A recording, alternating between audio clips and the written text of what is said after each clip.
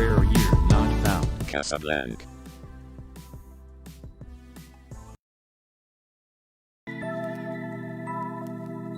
404 year not found. Casablanca.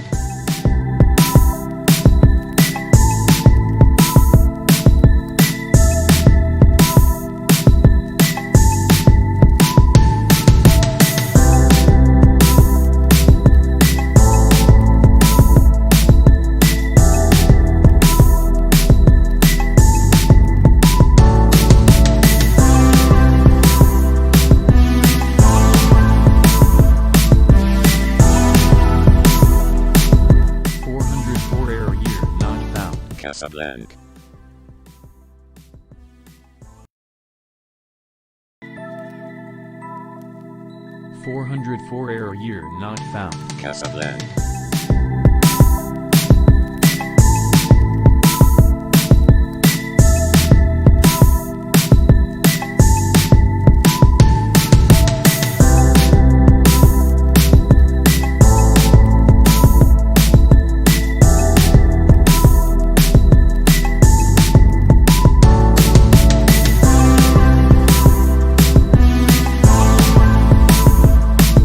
not found. Casablanca.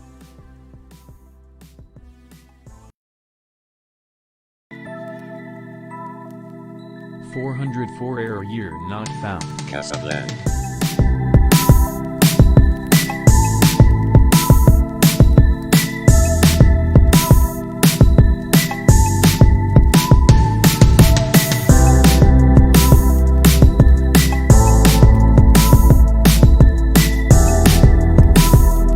Casablanca.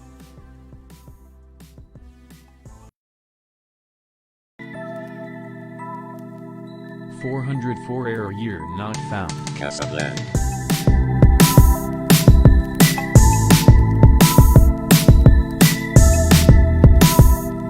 404 year not found. Casablanca. 404 year not found. Casablanca.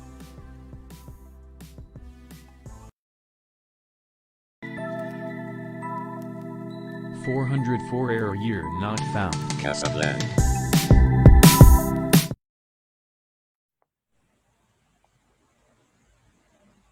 ¿Ya estamos listos? ¿Todos? ¿Ya estamos en vivo? No, me avisan, ¿no? Sí. Estamos en vivo. Magnífico. Bueno, pues hola, ¿qué tal? Muy buenas tardes, noches, madrugadas, depende de en qué latitud del mundo nos estén viendo, pero pues es un placer y un honor estar aquí en los diálogos, en esta serie de diálogos y de flujos de conversatorios que hemos estado llevando a cabo gracias a la invitación de Argonautas Teatro, de evidentemente Clever, Luis del Bosque, de Daniel Daner y bueno, pues de todos los creadores y creadoras que se han sumado a esta invitación, a estos diálogos donde estamos tratando de desentrañar o de llegar al fondo de qué es lo que está sucediendo a partir de esta pandemia, de esta provocación mundial que nos puso a todos en jaque, nos puso a todos en crisis y que nos hizo revisitar, reconstruir nuestras poéticas, volver a pensar en la utilidad del teatro en sociedad y para qué, desde dónde y cómo podríamos volver a los teatros o hacer esta actividad que aparentemente parecía que se había vuelto inútil o que no había manera de... Entre todas las actividades esenciales o los giros esenciales, parecía que el teatro no tenía lugar. Fue de lo primero en cerrar y de lo último en regresar. Entonces, bueno, pues el diálogo de esta noche, de esta mesa o de esta tarde, depende de dónde nos vean, es el teatro se suma a la revolución del streaming. Y bueno, para acompañarnos en esta mesa, en este conversatorio, tenemos unos creadores y creadoras fantásticos que quisiera yo nombrarlos para darles su lugar y su nombre y hablar un poquito de quiénes son ellos. Entonces, bueno, por un lado tenemos a Rafael Ruiz Pleguezuelos de España, que es doctor en filología inglesa, licenciado en filología hispánica, teoría en literatura, es profesor en la Inmaculada, además de que ha ganado como 14 premios nacionales e internacionales. Digo, no los voy a nombrar todos porque no acabaría, pero es un gustazo tener aquí al doctor Rafael Ruiz Pleguezuelos de España. También tenemos a Rafael García Guzmán de España, licenciado por la Escuela Superior de Arte Dramático de Málaga, con especialización en dirección de escena y dramaturgia, que tiene numerosos trabajos como autor y director de escena, ¿no? Además, medio audiovisual, es guionista, es decir, que no, se mueve transmedialmente. También es un gustazo tener a Rafael García. A Vidal Medina de México, que tengo el gusto de conocerlo personalmente, además, es un tipazo, un ser humano brillante, dramaturgo, director, investigador, académico, que además pues se ha formado en talleres pues justo con creadores de toda la República, ¿no? Y ha sido gestor de dramaturgia mexicana, ha sido uno de los grandes impulsores de la dramaturgia en nuestro país. Entonces es un placer para mí, además de que es un gran creador, además de toda la labor de gestión y academia que hace Vidal Medina. Es un gusto tenerlo en la mesa, así que ya lo escucharemos también. A Camilo Casadiego, de Colombia, que es actor, dramaturgo del grupo Otium Teatro, cofundador del Circuito de Jóvenes Directores y Dramaturgos, y es un gran embajador del teatro colombiano, ¿no? Es una de, según lo que puedo leer, porque no tengo el verlo personalmente, lo que es las nuevas generaciones más fuertes del teatro colombiano, así que qué gusto tener aquí a Camilo Casadiego. A Raúl Hernández Garrido de España, que también es guionista, dramaturgo, realizador audiovisual, que ha hecho largometrajes, no solamente teatro, sino que también es creador cinematográfico, ha escrito narrativa, publicado cuentos, es autor de novelas. Bueno, es igual, tenemos puro, como pueden ver, tenemos puro creador multidisciplinario y que se mueve en los distintos lenguajes de narrativa y drama. A Daniel Daneri de Venezuela, que fue el moderador de la mesa pasada, además de que es uno de los co-creadores de estos ciclos, que ha estado muy activo en el grupo de Argonautas Teatro, que ha sido de los impulsadores de estos esfuerzos, que es licenciado en Artes en la Universidad de Venezuela, que también trabaja cinematográficamente, que es director de teatro, dramaturgo, ganador de premios en Venezuela, y que además organizó todo un festival para las lecturas del teatro en confinamiento en Venezuela, convocando directores, actores, de verdad, también un ser humano increíble, entrañable. Adolfo Simón de España, director, formador, autor, artista plástico, incluso tenemos artistas plásticos y gestor.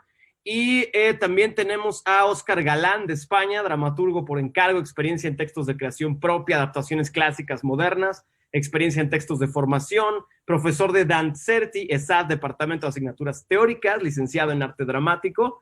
Bienvenido, Óscar. A Gerardo Oettinger de Chile, que estudió actuación en el Club de Teatros, además de director y dramaturgo, es actor, que estudió dramaturgia con Juan Radrigán Rojas y Fabián Radrigán, que también estuvo en la Royal Court Theatre, o sea que también pues trae toda una experiencia fenomenal y que va a aportar a la mesa. A William Guevara, de Colombia, dramaturgo, director, actor, egresado de Charlotte de Bogotá, que ha participado en talleres de dramaturgia con Aristides Vaz, con Interra, con Antonio de la Parra, profesor del área de actuación en la escuela donde se formó, coordinador académico, que eso es algo que es una constante en casi todos los autores, que muchos de ellos son profesores universitarios, lo cual pues es maravilloso, porque pues no solo están implicados en la formación de nuevas y mentes. Daniel Fernández Vargas de Perú, que pues es también un dramaturgo limeño que tiene tiene una gran trayectoria, ¿no? En Perú, que recibió el tercer premio del concurso nacional de dramaturgia organizado por el ministro de Cultura, ¿no? Y también tiene, igual que Rafael, una senda de premios en su país, en Perú, así que pues muy bienvenido. Y tenemos también a Carlos Nopal, que por alguna razón no tengo aquí su currículum, pero bueno, lo conozco bien. Es un gran, no sé por qué no está aquí Carlos, pero pues Carlos Nopal, además de dramaturgo, es un extraordinario poeta, es editor de libros, o sea, él ha creado pues una editorial que se llama Anónimo Drama, con la cual ha editado a un sinfín de autores mexicanos e internacionales, y además que se ha movido a diferentes latitudes de Latinoamérica, ¿no? Entonces es alguien que ha estado siempre apoyando y generando redes creativas, por lo cual para mí es un gustazo tener también a Carlos Nopal aquí.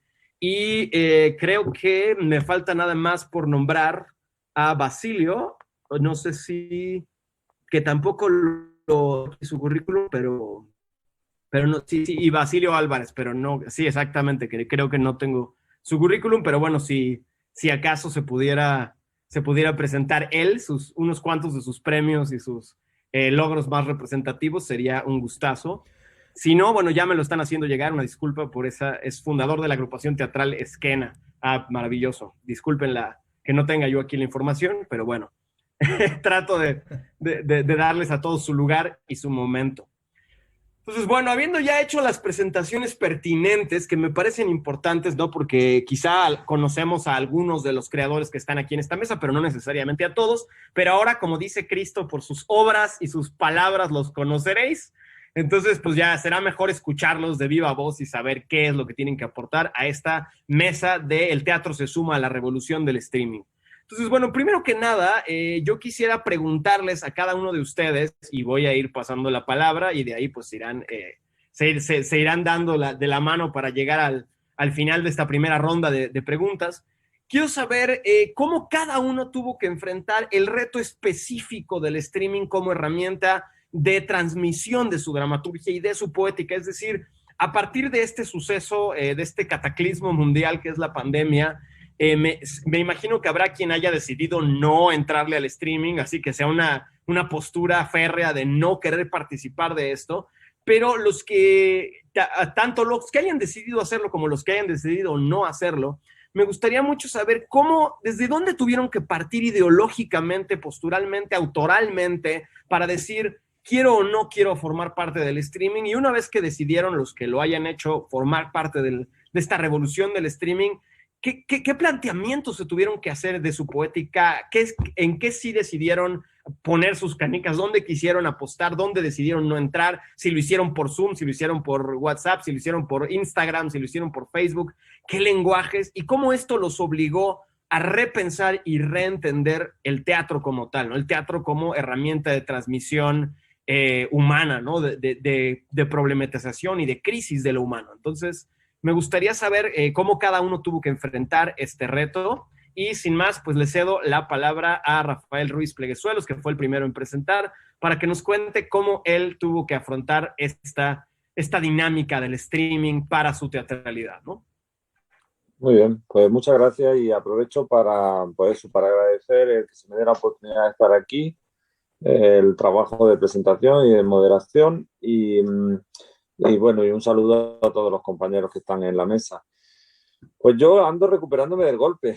No tengo tanto una idea clara como una buena confusión, ¿no? Porque la cuestión fue tan traumática, y mira que, bueno, gracias a Dios, pues a mi familia a día de hoy no le ha tocado excesivamente, pero han sido tantos dolores que ha habido cerca, el que se ha visto, que me acuerdo que los primeros días de confinamiento, pues mucha gente que sabe que siempre ando con mi trabajo y con mis cuestiones y con mis cosas encima de la mesa, todo el día en casa, ¿no? Un confinamiento total y tal. Y yo les decía a los más cercanos, decía, pues mira, estoy más improductivo que nunca, menos que nunca, menos que nunca. Porque para mí fue una cuestión tan, digamos, de un día para otro, ¿no? Algo tan poco previsible, que no estaba en el marco mental de ninguno, que me dejó improductivo durante meses, totalmente improductivo. Yo acababa de estrenar, acababa en noviembre del año anterior, y iba a empezar a girar por España. Había estrenado una obra de teatro tradicional, ¿no? Una obra de sala. Obviamente se detuvo todas las representaciones, pues confinamiento, estar en casa, y durante mucho tiempo estaba tan traumatizado y tan horrorizado que apenas sacaba fuerzas para leer, ya no digamos para producir, ¿no? Entonces me ha costado mucho, ¿eh? Me ha servido pues para aprender de gente que reaccionó mejor que yo, es decir, de gente que sí supo sacar cuanto antes pues esa teatralidad o ese artista o ese, digamos, tuvo una reacción pronta a crear esos vídeos, ese streaming y esos vídeos que hemos visto, pues de personas actores que en casa se montaban su pieza, que trabajaban con la novia, que trabajaban con tal, que hacían andar, que en su propia casa te hacían un monólogo, te hacían andar. Y lo que hice más fue disfrutar, ¿eh? Disfrutar de ver que gente sí que podía reaccionar cuando yo quedaba quieto, ¿no? Lo de cómo refleja uno la poética, pues yo creo que realmente, aunque, y a lo mejor eso lo iba a preguntar un poco más tarde, ¿no? Pero aunque entiendo que no es exactamente teatro, que no es teatro como uno lo tiene concebido en la cabeza, pero comparte tanto lenguaje que sigue siendo bonito, es decir, sigue siendo atractivo, enormemente atractivo para un dramaturgo. Muchas veces estamos parados en la disquisición de si es teatro o no es teatro. Oye, no sé si es teatro o no es teatro, pero algo que tú sabes hacer y algo que tú disfrutas haciendo, ¿no?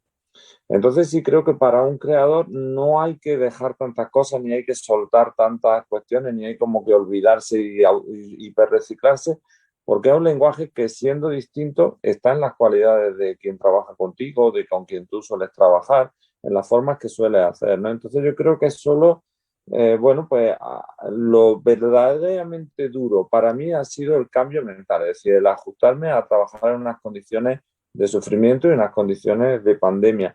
Pero después el lenguaje sí creo que es fácilmente transportable, ¿no? El que nosotros conocíamos del teatro de sala, del teatro de tabla, a esa adaptación en pantalla, ¿no? No sé si te he contestado.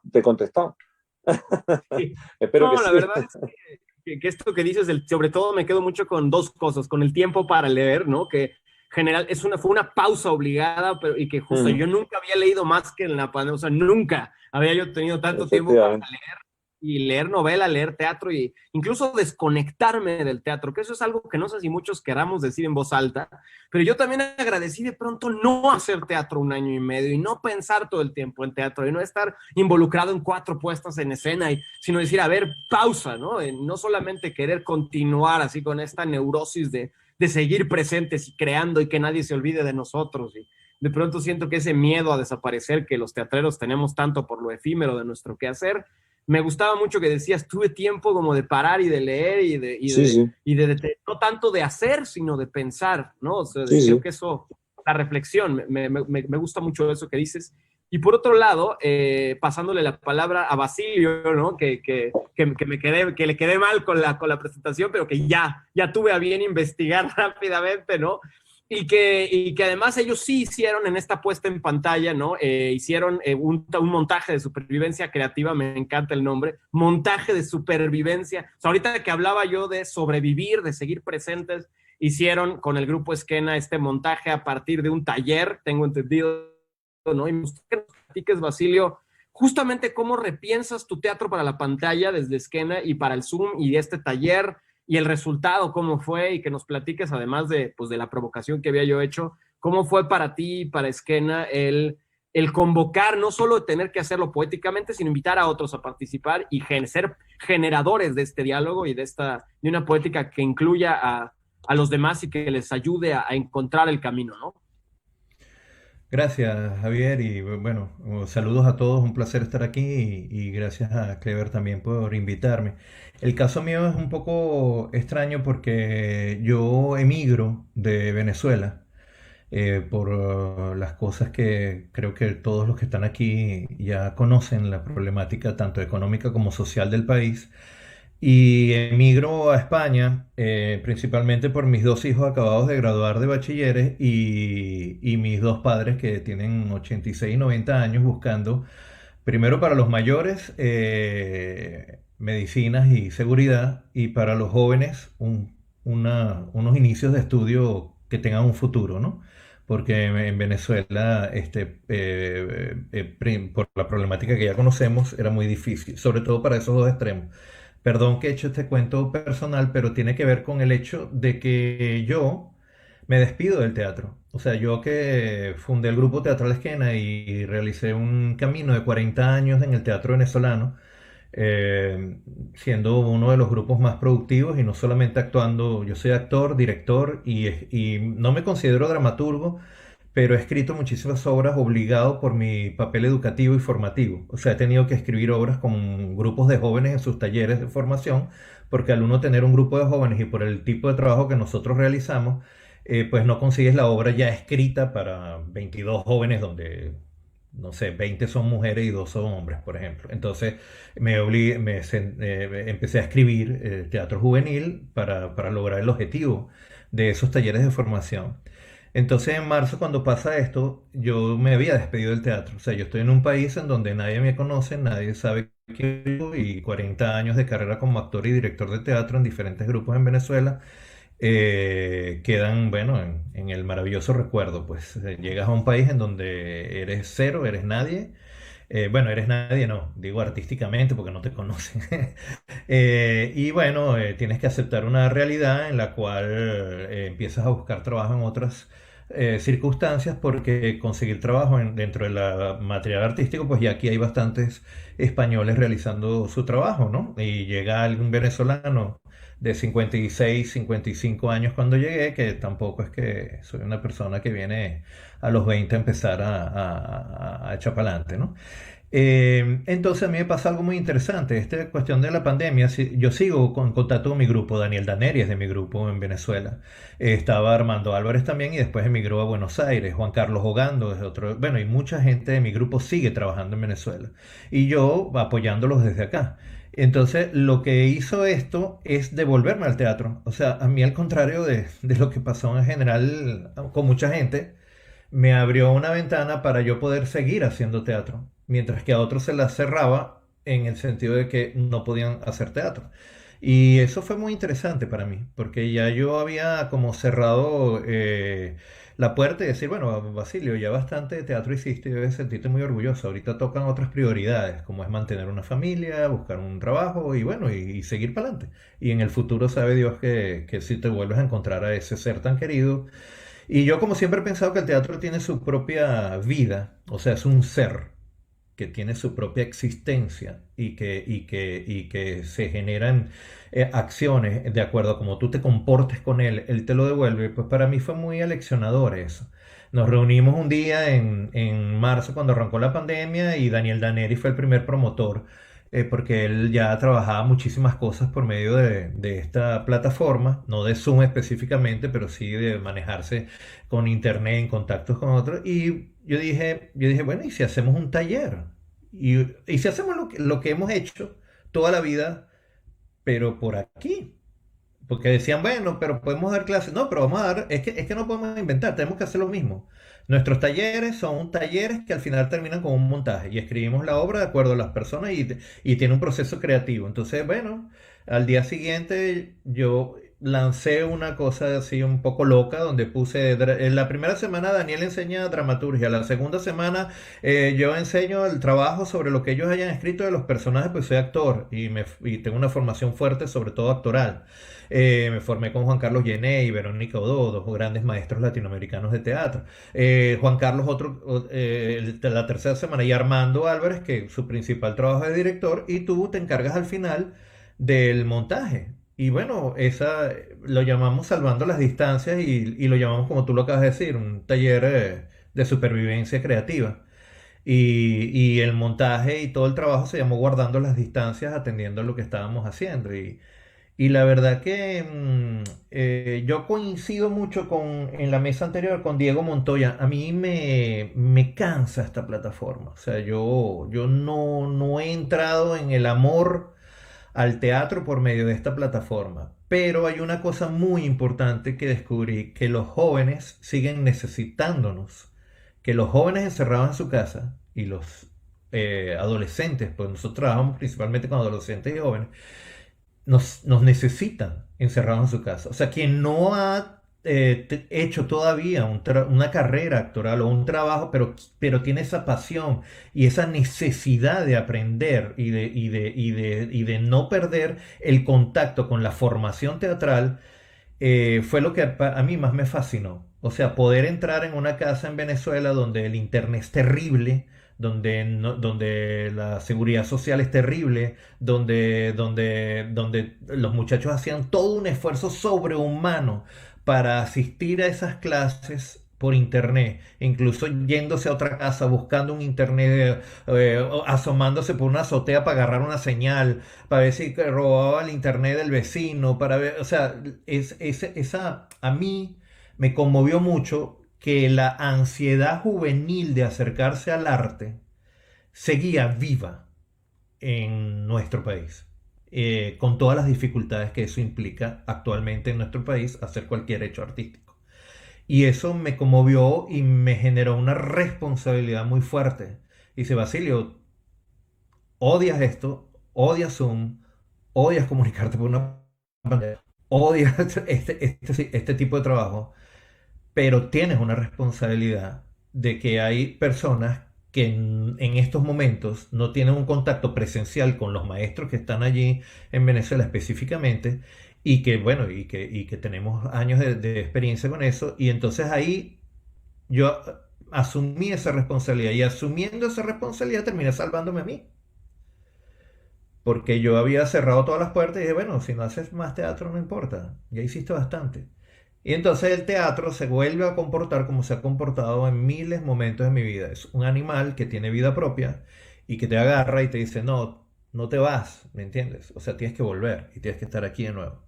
Entonces, un poco eso es lo que me sucedió en mi experiencia con eso. Y bueno, a partir de marzo hemos hecho muchísimos talleres, y actualmente retomé un taller de adolescentes que estaba perdido en el colegio, que es nuestro taller quizá más antiguo. Esto salió en un sótano del Colegio Champañá de los Hermanos Maristas, que ese sótano no lo usaban para nada y nosotros nos adueñamos de eso.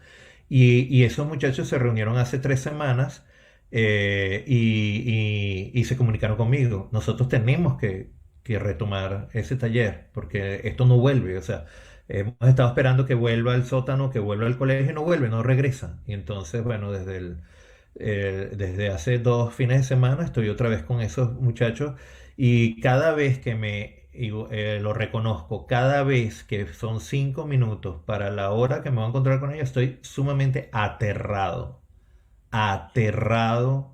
asustado de saber si por medio de este bicho que está aquí enfrente puedo llegar a comunicarme y transmitirles a ellos todo lo que antes hacía en persona. Claro.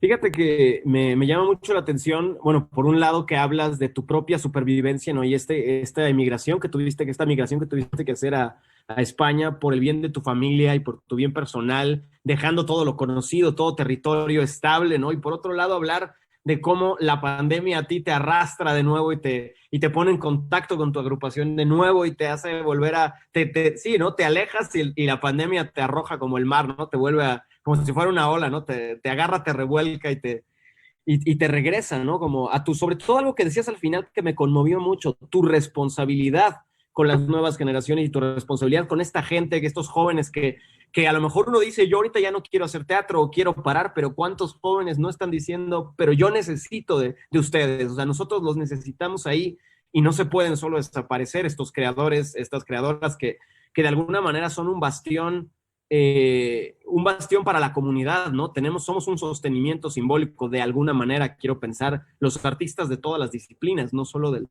teatro. Tenemos una responsabilidad y ahí pensaba yo en Vidal Medina, que es gestor, además de dramaturgo, él es gestor de Conarte y se encargó de organizar la muestra estatal de teatro allá en Nuevo León, y que además él organizó todo un festival por Zoom y de monólogos y pues justamente invitando a los creadores a sumarse, a proponer y a crear. Hicieron convocatoria.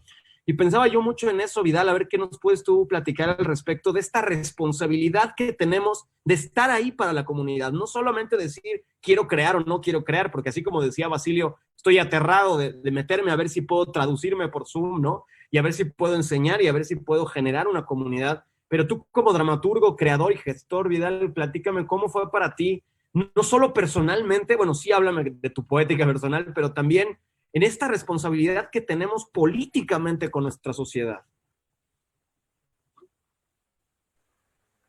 Gracias, Javier. Saludos a todos. Buenas tardes acá en México. Muchas gracias por la invitación a estas mesas que pues, estamos trabajando sobre temas muy interesantes. Hay mucho de tela para cortar en este tema. Ahora que mencionas la dimensión política del asunto, yo creo que es muy importante. Quizá la dimensión política del asunto le va a quitar peso a la dimensión estética, ¿no? Es decir, en el sentido de que la crisis también vino a desvelar o visibilizar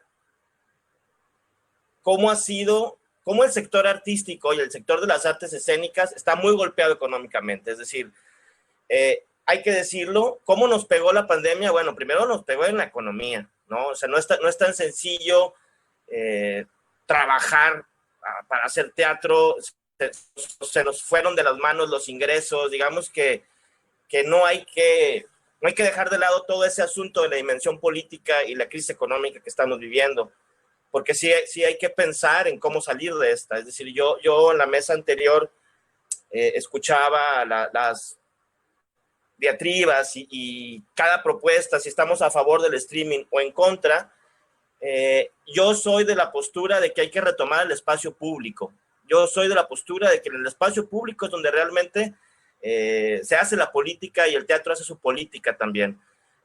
Creo que el streaming es una posibilidad interesante. Creo que el streaming, como dramaturgo, me da la posibilidad de seguir escribiendo, definitivamente. No necesito un teatro para seguir escribiendo.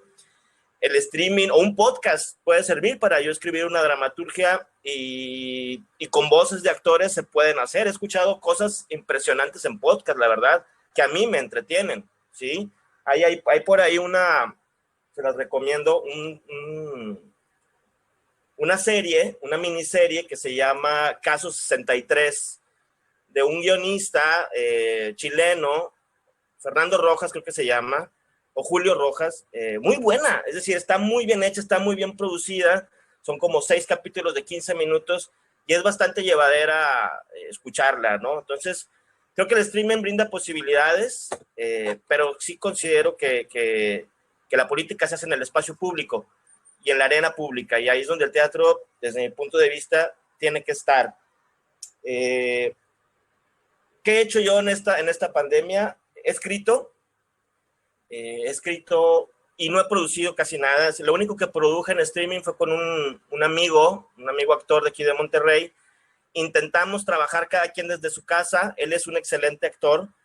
Yo le escribí un monólogo a él específicamente. Y yo estuve trabajando en cosas fantásticas o de ciencia ficción, ¿no? El imaginario, sobre todo pensando en el encierro, ¿no? Cómo el encierro puede hacer que desvelemos cosas de nosotros o que nos conozcamos de una manera distinta, ¿no? Entonces empecé a trabajar con figuras de ángeles, demonios, incluso con estas ideas de que los electrodomésticos te pueden secuestrar en tu propio departamento, en tu casa, ¿no? Ese tipo de ideas son las que he estado trabajando en la pandemia. No he producido todo, tengo ganas de producir, pero la política ha ocupado más mi tiempo, porque también en mi trabajo como vocal, pues me he dado cuenta de las necesidades del gremio, que en México, y yo creo que en otras partes de Latinoamérica, pues realmente estamos muy golpeados y no hay garantías laborales, no hay seguridad social, no hay teatros. Es decir, hay que pensar en cómo salir de ahí también. Y bueno, ahí me quedo, no sé si contesté o no contesté, pero bueno. No, sí, yo justo por ahí iba la pregunta, ¿no? Respecto a lo político y cómo sí tenemos que, pensaba yo ahorita que hablabas del espacio público, ¿no? Que justamente el teatro de calle o el teatro en espacios, digamos, abiertos, o el teatro en parques, o el teatro en plazas públicas, de pronto se ha vuelto en festivales, o se vuelve como algo de festival, o se vuelve como algo de una ocurrencia. Pero qué tan importante ahora que no podíamos estar en espacios cerrados, que no podíamos estar cerca unos de otros, que necesitábamos una buena circulación del aire, ¿no? Y qué tan importante es que nuestros políticos, la gente que esté en el espacio de gobierno o que tenga injerencia en las decisiones, haga convocatorias o ayude a que se habiliten estos espacios públicos para la representación, porque bueno, la otra realidad es esto que decías de que está muy mal pagado el gremio, de que hay unas necesidades tremendas de volver a trabajar, porque no podemos solamente parar con la pandemia, o sea, digo, hacer streaming,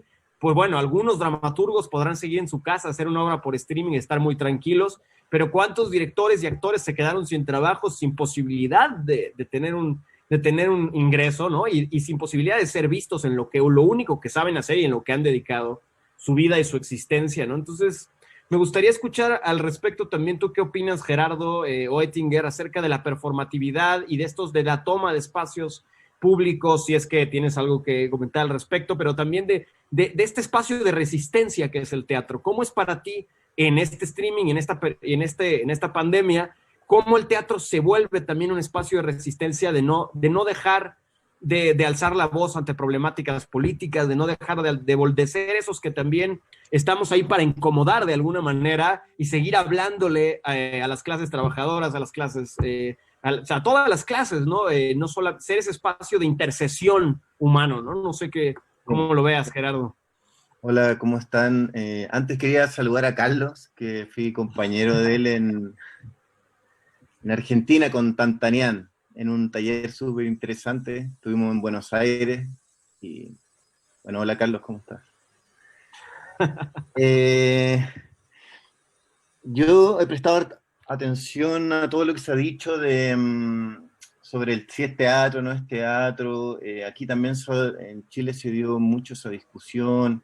Varios artistas, incluso dramaturgas, se pelearon porque sacaban artículos diciendo que el teatro en streaming y todo eso no era teatro, y que un poco incluso que hasta capitalista se dijo en un minuto. Yo no entendía nada, no entendía mucho esa discusión, en el sentido de que, claro, a mí me parecía que el Zoom, cuando es en vivo, es más parecido al teatro porque está presencial, básicamente, pero desde una pantalla está en vivo. El actor se puede equivocar, la gente está viendo lo que pasa en un escenario, en la persona que está ahí en el momento, in situ, y el teatro más grabado se parecía más al cine, en ese sentido, porque claro, era más audiovisual, en ese sentido.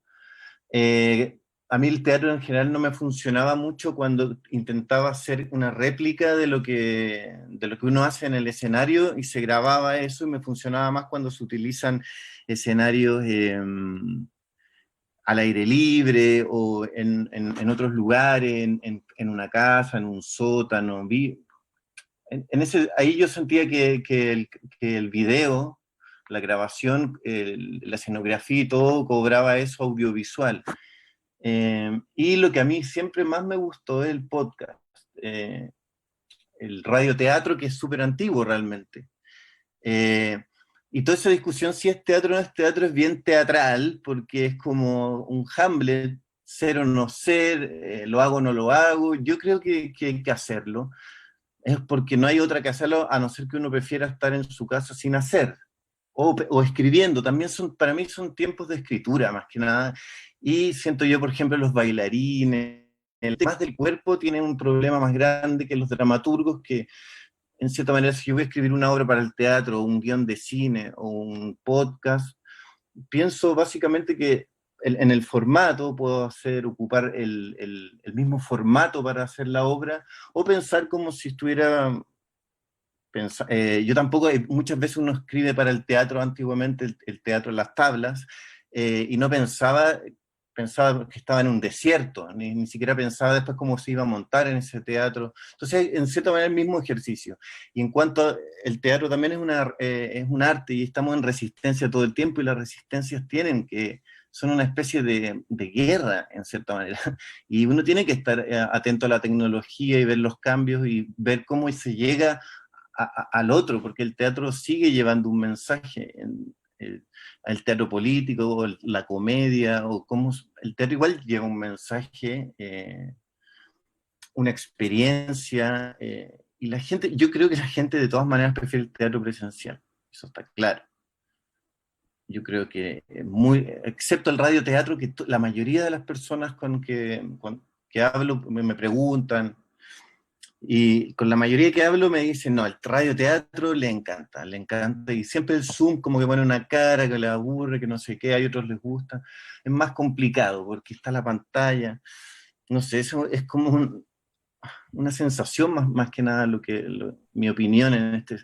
Pero yo creo que hay que hacerlo, yo por eso estaba tan feliz de que Clever me llamara y me ofreciera estar con ustedes y sumarme, porque y lo que yo quería era hacer. Lo que más me dolía era que separara algo, y si hay opciones de poder de que la gente escuche un texto, que una lectura hasta una lectura dramatizada es bella. O sea, siento yo que es hacer, buscar. Hay que hacernos, creo yo. Sí, fíjate que hablando del podcast como un recurso que se ha tocado poco, yo creo, hablar de streaming uno siempre piensa en la pantalla y se piensa en el video, pero el podcast es de streaming sonoro, ¿no? Es el radio que ha estado ahí siempre, ¿no? El radioteatro, pero ahora, y pasando un poco en la palabra a Carlos Nopa, ya que lo invocaste, ¿no? Pasando la palabra a Carlos, que justamente... pues yo sé que siempre he estado muy involucrado en cómo el texto aparece en el papel, cómo visualmente es una provocación, bueno, porque es poeta también, y cómo la música, la sonoridad de los textos, ¿no? Entonces creo que es muy interesante porque en México ahora, no sé si lo sabían, pero hay un podcast realizado por creadores dramáticos que es el número 1 en Spotify en todo el país, que se llama Toxicomanía, el experimento mexicano, que hay colaboradores, bueno, está Aida López y es maravilloso el trabajo que se está llevando a cabo con Toxicomanía, ¿no? Pero lo saco a colación al invitar a Carlos a hablar al respecto, porque sé que es un apasionado de la sonoridad, del lenguaje, de la imagen, de la palabra, entonces me gustaría escucharlo, que nos cuente, bueno, qué ha hecho, cómo ha enfrentado y qué opina también de este fenómeno del streaming en todas sus potencialidades o de cómo evolucionó con la pandemia la puesta en papel o la puesta en escena, como sea que se pueda poner, ¿no? Bueno, gracias Javier. Pues sí, gracias Gerardo por invocarme y bueno, saludos a todos. A Vidal, que también ahí efusivamente recibió, a Daniel, que anda también. Bueno, un saludo a todos, gracias por la invitación. Y sí, algo sucede con respecto a la posición que uno asume desde su profesión o desde su oficio. A mí me gusta pensar que el escritor es más un oficiante de algo que un profesional de otra cosa, ¿no? Entonces, desde el oficio creo que a veces nos preguntamos o nos pensamos en encrucijadas inciertas y por lo mismo inesperadas. En el caso del teatro, por ejemplo, yo siempre me consideraba, como lo saben bien todos por ahí, más poeta que dramaturgo, y en esa cosa extraña de no pertenecer a ninguno de los dos campos, ahora en la pandemia, la posibilidad de no pertenecer a un campo específico, este innombrable campo raro que es el streaming o el tecnovivio o el intermediado o el transmedial, como quieran llamarlo, que es un no campo, ¿no? Pareciera que es un no campo, que puede serlo todo y no es nada. Me sentó como muy, voy a decir una cosa medio bárbara, pero me cayó muy bien, me quedó muy justo, ¿no? Porque yo sí estaba trabajando en un texto, ahorita estoy precisamente en Mendoza, le comentaban por ahí, estoy en Mendoza, aquí en Argentina, porque vine a hacer una investigación documental sobre un grupo de teatro, que ha sido hoy, ahorita ya se complica cada vez más las reuniones para poder juntarlos y hacer las entrevistas, y entonces, bueno. Pero en ese transcurso me invitaron a hacer una obra de teatro, de un texto de hace 10 años, que había montado en México, creo que incluso viste tú, Javier, bueno, alguien más lo vio por ahí, que se llamó Afectos Colaterales, que hice en un trolebús estacionado en una plaza pública, ¿no? Y ese texto se vino acá y empecé a trabajar. Y digo que me cayó al dedillo, justo a la pandemia, porque a una semana de estrenar, después de 4 meses de ensayos, hacen un decreto nacional en que prohíben las actividades públicas y decretan el aislamiento social preventivo obligatorio. Y tengo mis actores ahí parados, y tengo la escenografía parada, y tenía, digamos, el vestuario, los técnicos, todo listo para estreno. Pero les quedaba el entusiasmo, por suerte, los actores, y quisieron seguir, primero comunicándolos por Zoom, para ver qué hacíamos, repasar el texto, decirlo, y no entendía yo qué estaba pasando. Igual, como mencionaban hace unos momentos, yo no entendía nada de lo que estaba pasando. Y en un momento alguien más me invitó a hacer la labor que siempre hago, que es la de editor, y sacamos por ahí un libro de de no necesariamente escritores de teatro, pero sí gente que estaba deambulando en el mundo y que los habían atrapado la pandemia en otras partes ajenas a su territorio habitual. O sea, adaptamos por ahí un textito, bueno, un libro, un compilado de obras breves, muy rápido, muy inmediato, creo que salió por ahí del 23, 24 de marzo, 15 días después de que se decretó en México la pandemia, una semana después de que se había decretado aquí en Argentina oficialmente el aislamiento. Entonces fue rapidísimo eso, y ese proceso me entusiasmó mucho. Todo esto es para decirles que en estas derivas entre la posibilidad de mediar unas palabras, unas ideas, conceptos que alguien genera en un escrito, en un teclado, con la pluma o el lápiz, me dediqué a pensar en la puesta, ya no en papel, pero sí la puesta en pantalla. Y la pantalla, como todo lo que conocemos, la pantalla sea computadora, pero esencialmente algo que sin saberlo, o no había caído en cuenta más que con el aislamiento, en las cosas cotidianas, algo que se volvió indispensable para muchos de nosotros, fue el celular. Y la pantalla del celular, eso también podía ser una puesta en pantalla, ¿no? Todavía no sabía exactamente a qué plataforma o qué aplicación ser la partícipe de esa mediación de la pantalla. Pero yo sabía que tenía que hacer algo con el celular, porque era lo que teníamos todos. Yo cuando podía salir por los decretos naturales, salía por ciertos días, veía que la gente se comunicaba esencialmente por el celular, más que por otro lado, por el celular. Y esa pantallita táctil o no táctil, me interesaba abordarla.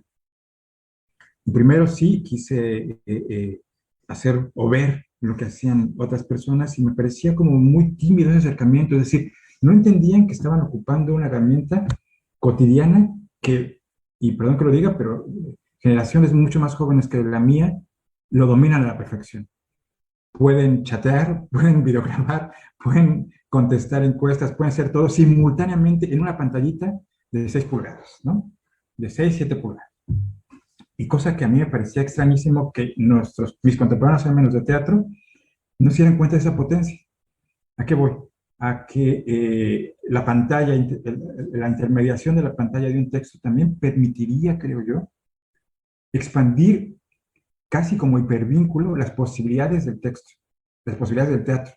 Imagínense que alguien pudiera interactuar, un actor o no actor, o un equipo alrededor de un actor ejecutante, con lo que va diciendo el personaje actor, con el público y reclamándolo como si fuera pensamiento casi coro griego, ya me fui muy atrás, pero bueno, en sentido pensar de que creo que lo que está diciendo está equivocado, ¿no? Y compartirlo entre todos los que estén formando un chat, así de simple, que el actor, el director, el personaje, no estoy de acuerdo con lo que dice, estoy de acuerdo con esto. Y esta posibilidad que es muy simple en el caso del WhatsApp, por ejemplo, se da en los grupos, ¿no? Y eso me llevó a eso. Pasé de mi puesta de escena presencial tradicional, si quieren, nada convencional porque eso es otra cosa, pero bueno, a resumirlo, compactarlo, comprimirlo a una puesta en pantalla para celular de 17 minutos. Algo que duraba 90, se volvió 17 minutos, se transmitía vía WhatsApp para un grupo de WhatsApp. Peor aún, si la pantalla de 6 pulgadas era pequeña, yo lo reduje a un grupo de WhatsApp de 8 micropantallitas, 8 cuadritos en la pantalla celular, para que vieran algo que ocurría en uno de ellos, en uno de esos 8 cuadritos, durante 17 minutos. Y debo decir que fue muy agradable la experiencia. Aparte del entusiasmo de los actores y una serie de experimentos que encontramos por ahí, fue interesante la experiencia porque me permitió, por un lado, no solamente continuar el entusiasmo de los actores, que siempre corre ese riesgo, como seguramente muchos estamos o están sumidos en esa situación, se apaga el entusiasmo, se muere cierta llama, queda ahí muy reducida y no termina la concreción de la puesta en escena.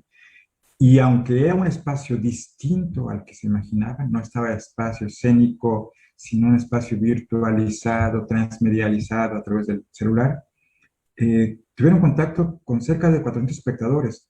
Tuvimos que llegar a 400 espectadores, pero con 60 funciones, o sea, 60 pequeñas transmisiones en directo de 17 minutos, ¿no? Con todas las dificultades terribles y con las bondades que tiene WhatsApp, WhatsApp tiene una bondad muy simple, todo el mundo lo tiene, casi todo el mundo lo tiene. Todo lo que transmite no requiere grandes cantidades de datos, por lo mismo la calidad también no va a ser altísima de recepción, perdón, ni tampoco de emisión. La recepción es muy chiquita y comprime todos los datos por todos lados, pero me permitía cierta portabilidad. No requiere que estés en tu casa para presenciar lo que te vayan a ofrecer. Yo podía imaginarme, y me gusta pensar que algunos espectadores así lo hicieron, mientras van caminando por la calle o están en algún lugar otro, ajeno a su casa, pueden presenciar en el WhatsApp la microexperiencia que les estábamos ofreciendo de 17 minutos. Y así funcionó. Así funcionó, nos resultó muy interesante, pero creo que mi búsqueda o mi descubrimiento en torno a eso fue que quiero pensar que hicimos una especie de metáfora, de transformación ahí. Convertimos la pantalla, creo yo, en un espacio público, este espacio público del que habla un poco Vidal, ¿no? Le dimos un nuevo significado a lo cotidiano como público y lo hacemos parte de eso. Incluso en el caso de en la provincia donde estoy, elaboramos algunos pequeños microvideos en los espacios cotidianos de la gente en los que después se podía identificar cuando se los enviabas de nuevo, ¿no? Nosotros sí pudimos escaparnos, lo digo tal cual, escaparnos de alguna manera en nuestras fechas de reclusión para grabar microvideos.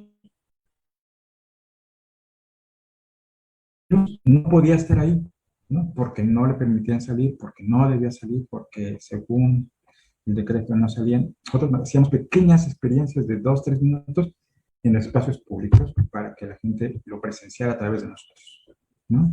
Y bueno, eso es parte del asunto. No sé si contesté o me fui por otro lado, Javier.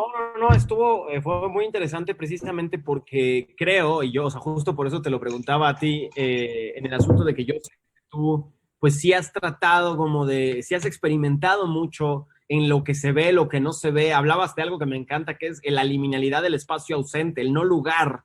Y creo que eso es algo, bueno, digo, yo estuve en el trolebús escénico, estuve en esa obra, pero también siempre he sabido que has estado como en esos espacios que no terminan de ser un teatro, no terminan de ser un espacio público, es abierto y cerrado. O sea, creo que hay algo ahí muy interesante en lo que no es. O sea, tú que eres poeta, pero también eres dramaturgo, o sea, pero que no terminas como de quererte definir en un solo lugar, ¿no?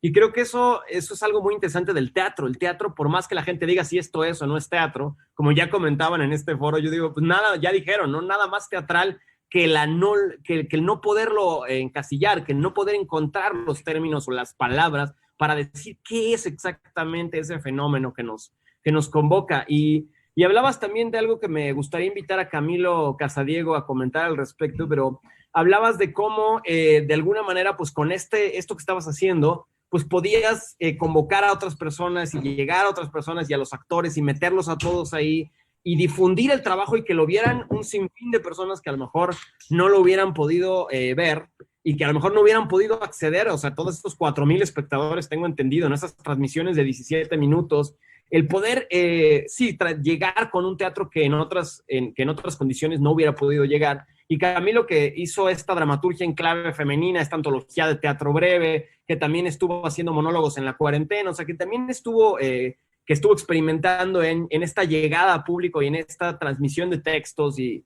de dramaturgas, esta promoción que está haciendo además de creadoras colombianas. Me gustaría que nos comentes tú, pues, ¿cómo te sirvió? O sea, porque pues mucha gente está en la discusión, creo que un poco estéril de si eso no es teatro, si funciona o no funciona, pero yo veo que a Nopal, a muchos, a Vidal, les fue muy útil tener esta pandemia para arrojar, y que el trabajo llegue como una red que llegue mucho más lejos de lo que se hubiera podido pensar hace años.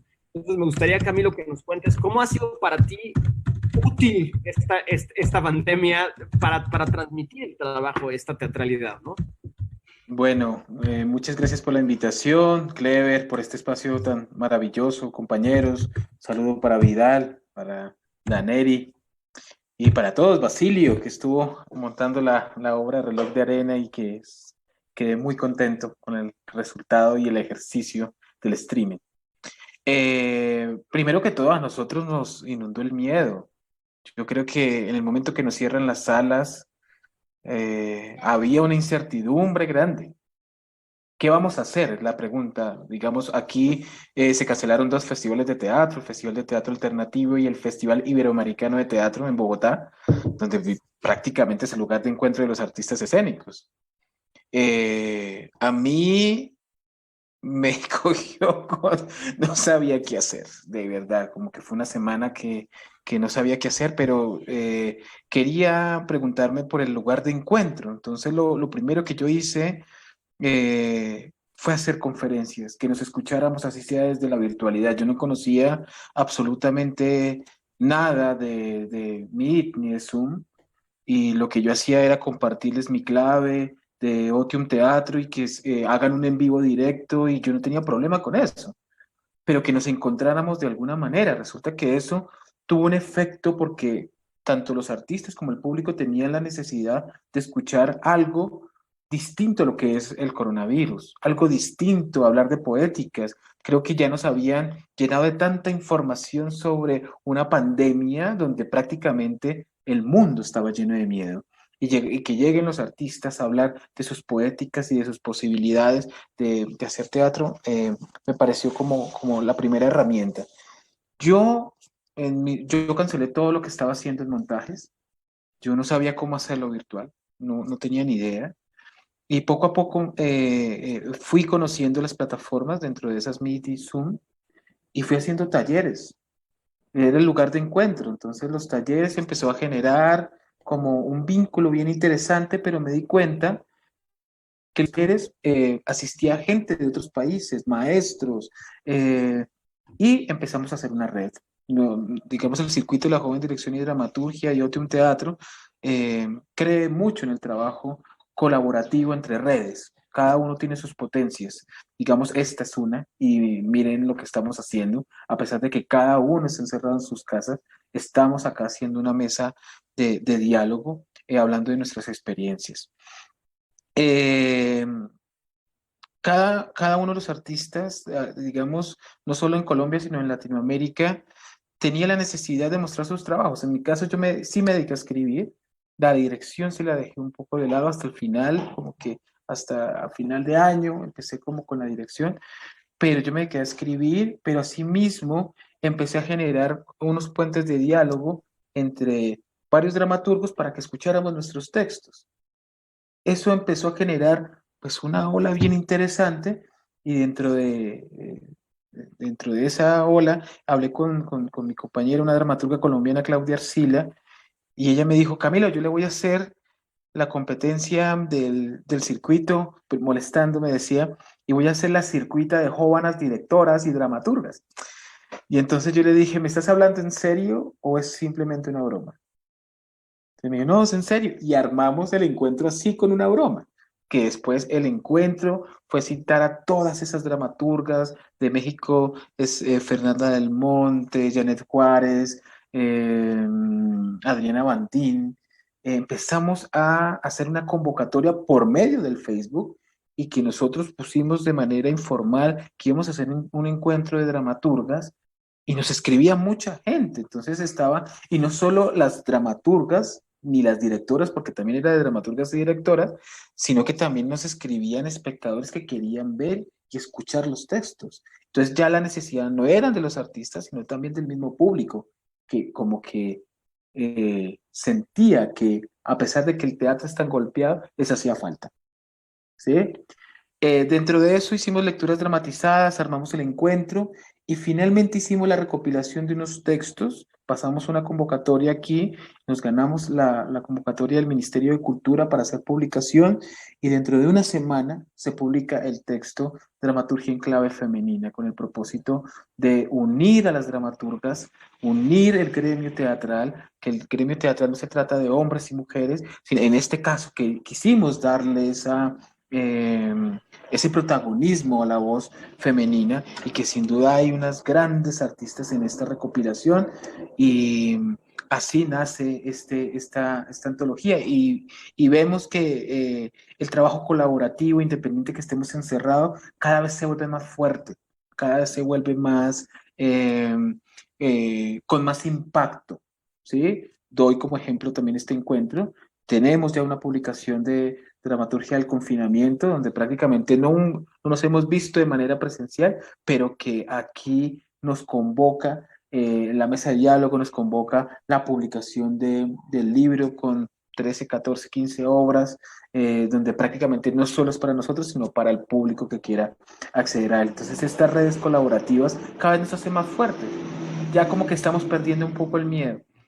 Al principio había mucho miedo, por lo menos de nuestra parte había mucho miedo, pero poco a poco cada vez nos volvemos más fuertes y más inmortales en este tema de lo pandémico y del encierro. No sé si te contesté, Javier. Creo que todos hemos dicho lo mismo.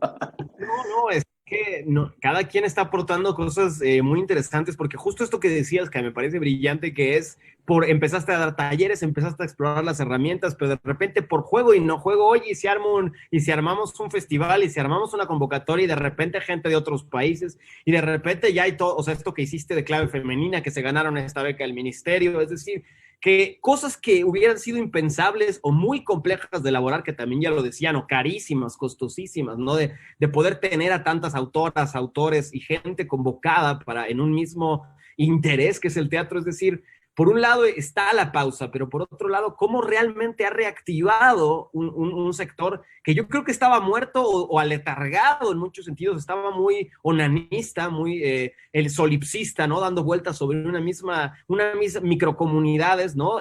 Cargado de quizá envidias o separaciones, o tratando cada quien por su trinchera, y de pronto la pandemia nos obliga, nos pone a tener que aprender nuevas formas de hacerlo, y también nos obliga a mirar al otro. ¿Qué está haciendo? Y a ver cómo le aprendo y cómo tomo lo que está haciendo el otro, ¿no? Para servirme y servir también a la comunidad teatral. Y ahí me gustaría que Rafael García nos platique un poco de su experiencia también transmedial, porque tengo entendido que tiene bastante conocimiento del tema, y cómo él, pues que ya tenía esta exploración en estos medios, o que ya tenía el interés puesto ahí, pues cómo para él ha sido pues benéfico o complejo, un reto, lidiar con esta dramaturgia del streaming, o esta puesta en dirección también, ¿no? Desde la teatralidad performativizada a partir de la pantalla, ¿no?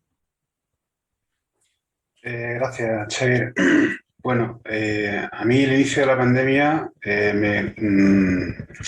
me pilló en un momento en el cual tampoco podía tener demasiada actividad teatral profesional, más allá de la docencia, a la cual también me dedico.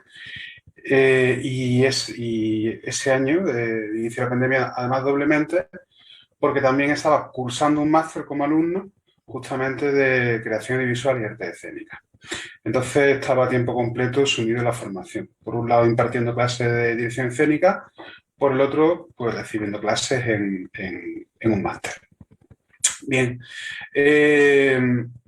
justamente toda esta situación de confinamiento y de situación de alarma general pues nos sitúa a todos detrás de una pantalla.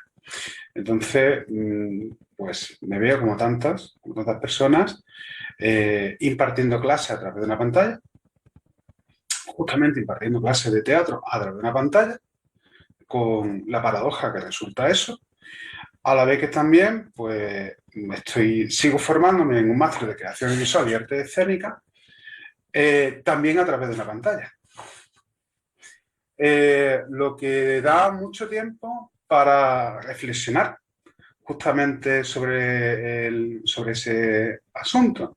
Creativamente, para mí no ha sido una etapa muy productiva, la verdad, pero agradezco mucho el parón. Porque más allá de hacer cosas, a veces se nos olvida que también hay que parar y reflexionar para ver hacia dónde se va y estar atento y ver que, pues como se ha dicho por ahí, ¿no? Qué hacen los otros, etcétera, etcétera. Bien, ante esta situación, pues empiezo pues, a percibir lo que percibe tanta gente, ¿no? Que es que pues, las artes escénicas entran en crisis, no hay posibilidad de contacto con los espectadores, que es la esencia del teatro, y los creadores se lanzan a los medios digitales. Bien, evidentemente si es teatro o no es teatro, yo creo que teatro no es, en el sentido que teatro es el lugar desde donde se mira y requiere esa comunión y esa presencialidad entre el acto vivo y la presencialidad del espectador. Pero bueno, más allá de esas diatribas, pues la verdad es que se abre un medio, no nuevo porque estaba ahí, pero digamos que de repente es como que se redescubre. Ah, esto está aquí, esto estaba aquí, claro, nos forzamos todo el mundo a comunicarnos, ya no solo teatralmente, sino en nuestra rutina diaria, con los amigos, con las personas. No tenemos otra posibilidad más que hacerlo a través de una pantalla. Y entonces cuando echamos cuentas de que ese medio está ahí y claro, pues 1 más 1 son 2. Entre que empezamos a considerar ese medio y en que tenemos una creatividad, ¿vale?, artística, pues evidentemente todo eso pues, se une, pues vamos a darle cauce a nuestra labor artística a través de estos medios. Pero lo que he estado observando ha sido que no ha habido una estrategia muy planificada. Ha sido más una impulsividad de ir hacia los medios, más que un pensamiento dirigido, una acción dirigida de cómo utilizar esos medios. Por un lado, pues, puede pensar que se ha intentado reproducir las condiciones teatrales en ese medio, con lo cual yo creo que eso es un gran error. Porque ya lo dejó claro Marshall McLuhan, el medio es el mensaje. Es decir, si estás ante un nuevo medio, tienes que descubrir cuáles son las características de ese medio. Bien, con lo cual todo esto me llevó a pensar, y bueno, ¿cuál ha sido la relación, la vida de la pantalla, ¿no?, hasta hoy día? Bueno, cuando apareció el cine, el primer cine era una cámara fija ante unos actores en un decorado ante el cual pues actuaban y eso en realidad pues era como la fijación de una representación teatral. Es decir, realmente todavía no era cine. Era teatro grabado con los medios de la época. Realmente el cine no llegó a ser cine hasta que no se descubrió el montaje cinematográfico. Y entonces eso fue lo que lanzó al cine y descubrió la potencialidad de ese medio. Después el siguiente paso fue la televisión. Y justamente pues, los primeros experimentos televisivos volvieron a pecar de lo mismo. Había muchos programas, sobre todo muchos programas infantiles, con títeres, tal. Es decir, era volver a colocar la pantalla frente a algo y retransmitir ese algo.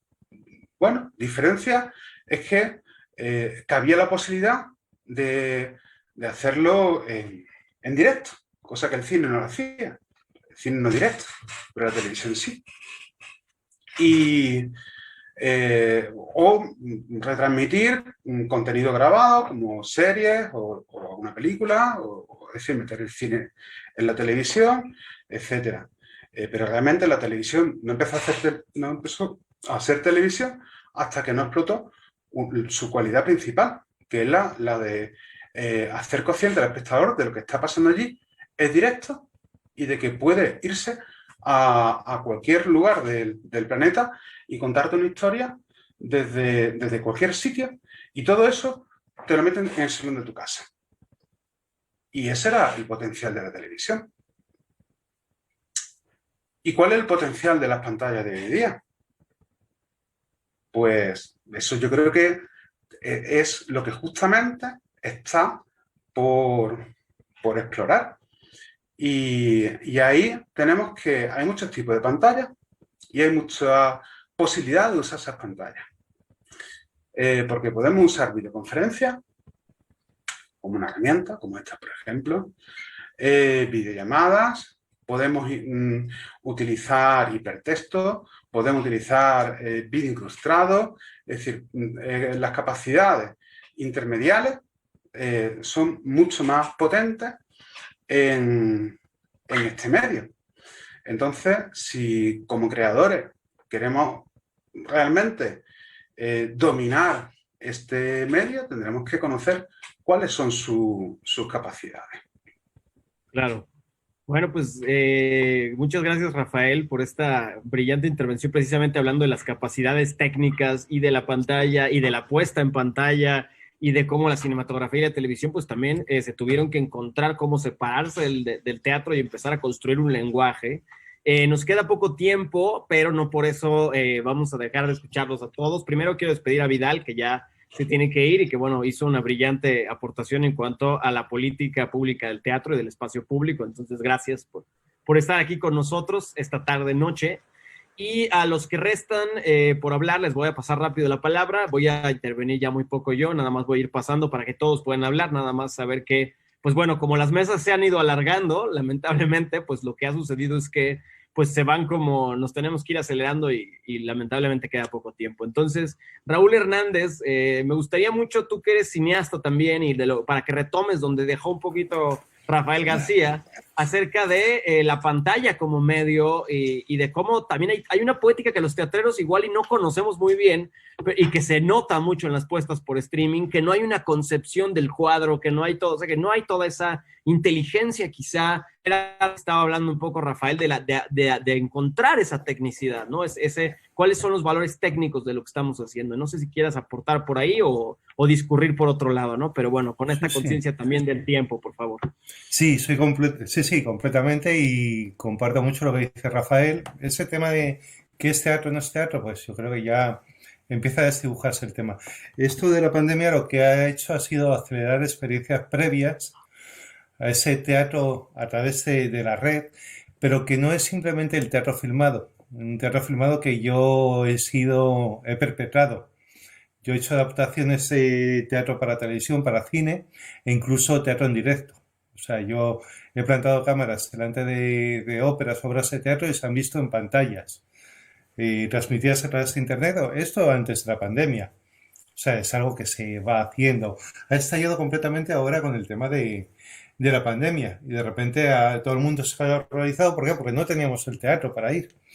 Pero aparte de esto, que es simplemente la transmisión de obras de teatro por televisión o su grabación, cosa que, o sea, ya digo que yo he vivido en mi empresa en Televisión Española cuando se graban obras de teatro para televisión. He vivido a través de utilizar, en España el Ministerio tiene una división de imagen que era el Centro de Documentación Teatral, que ahora se llama Centro Nacional de Documentación de Artes Escénicas y Música, lo que sea, que desde hace muchos años intenta grabar los estrenos, sobre todo de autores españoles o de centros nacionales, y eso deja un registro que realmente es poco tragable, pero realmente es un registro de lo que se ha hecho, ¿vale?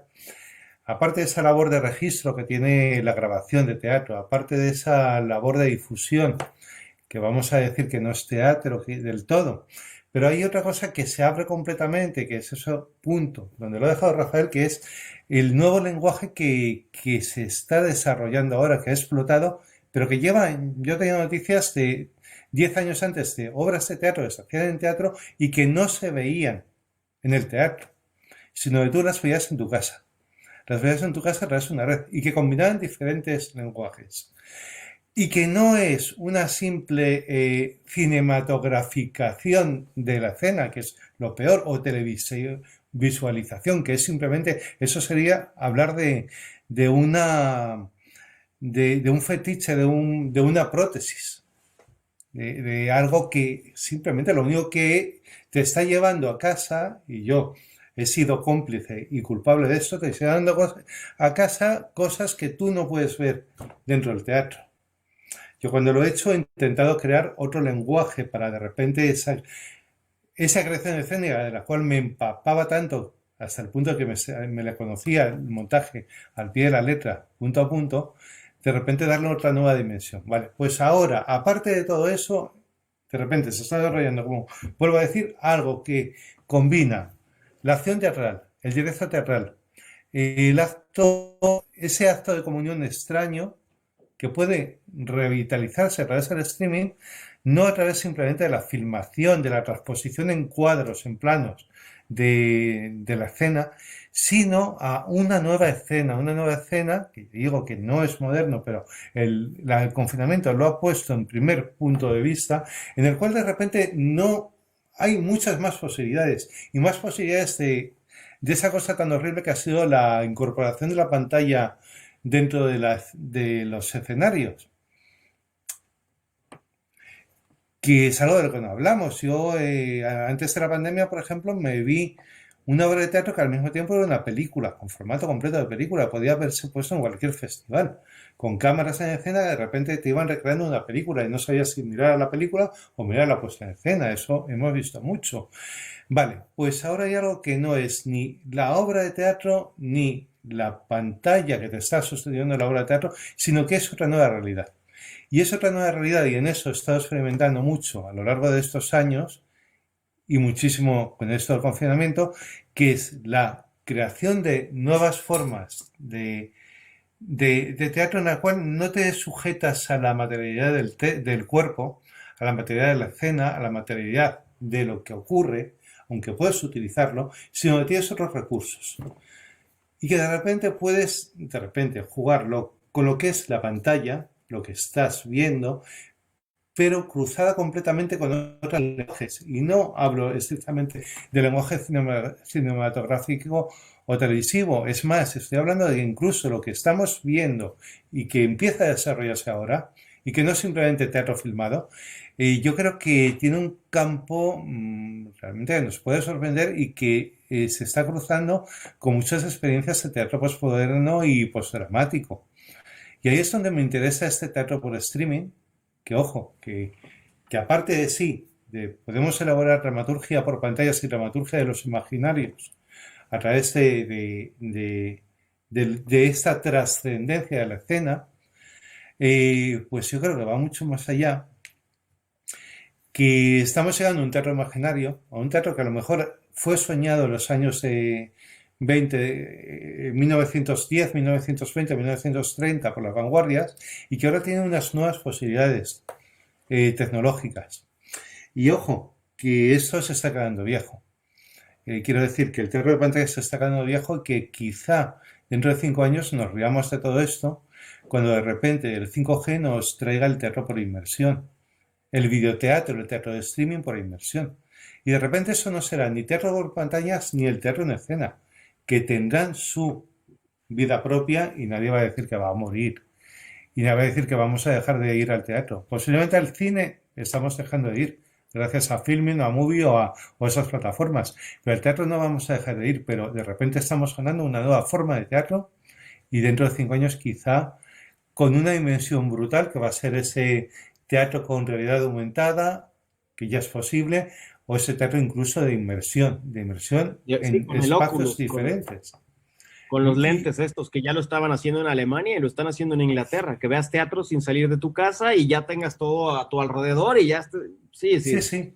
Pero que incluso de repente se te planteen que están en tu salón y que te actúen físicamente con cosas que hay en tu salón, etcétera, o en el espacio que esto. Incluso podemos pensar en obras de teatro que se están haciendo en una parte del mundo y que de repente tienen diferentes declinaciones que quizás se vayan a ver en salas de otras partes del mundo y la gente va a acudir a esas salas y de repente vamos a encontrar cosas realmente brutales.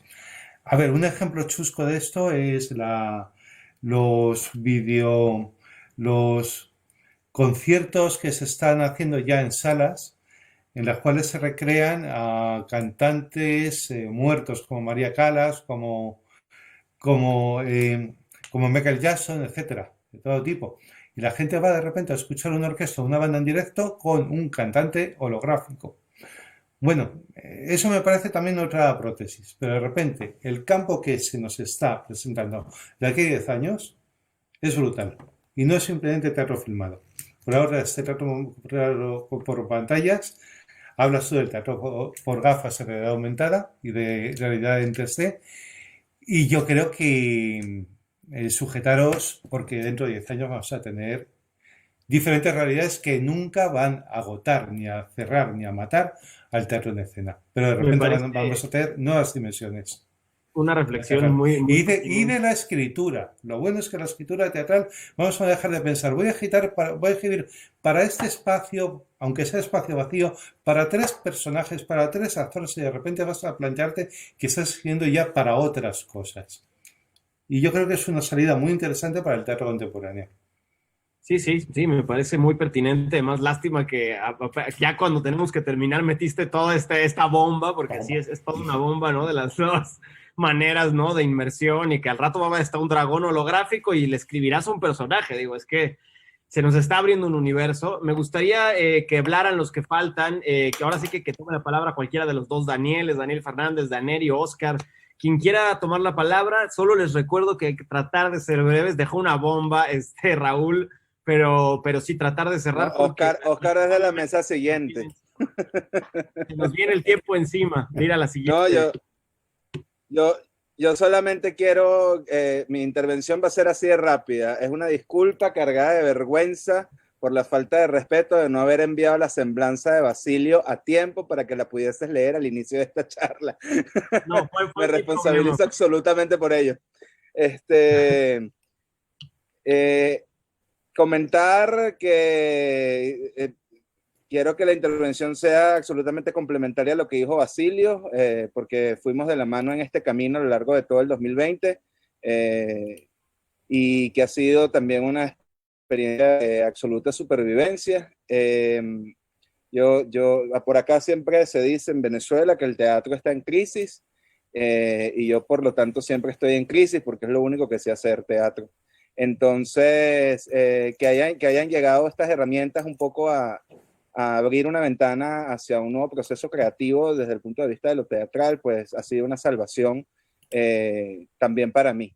Entonces, ya se dijo en la mesa pasada y un poco como que se ha reafirmado en esta, yo agradezco mucho a la pandemia por también ayudarme a mí a entender los procesos de supervivencia. Sobre todo entendiendo, bueno, esa crisis que siempre nos arropa.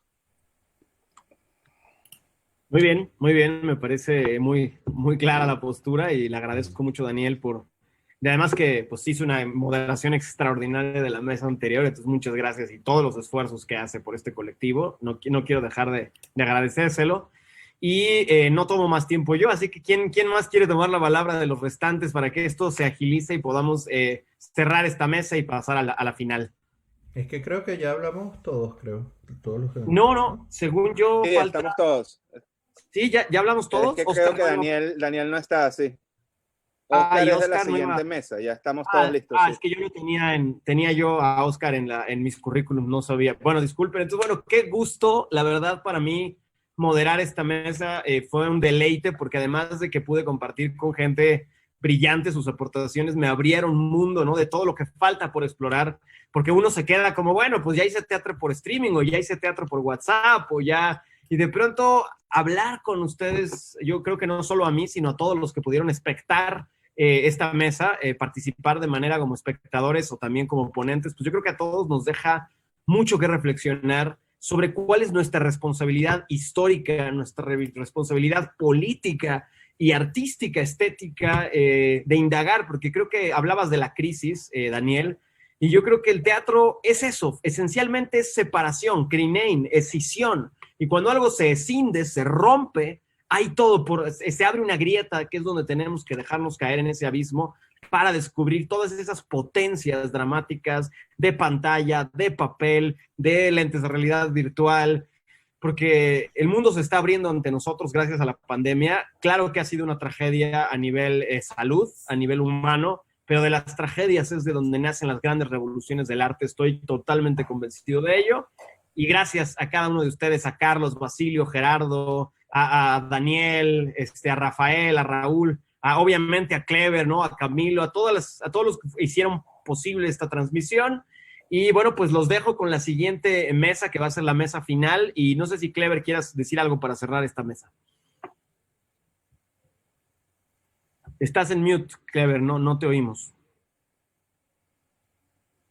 Bueno, agradecer a todos, pero como la mesa Nuevas Correntes é a última, eu invito a todos que sigam aqui dentro da sala para celebrarmos a finalização da jornada. Así es, pues gracias a todos Gracias. por estar en esta mesa y nos vemos en la que sigue, a los que puedan permanecer y a los que no, pues gracias.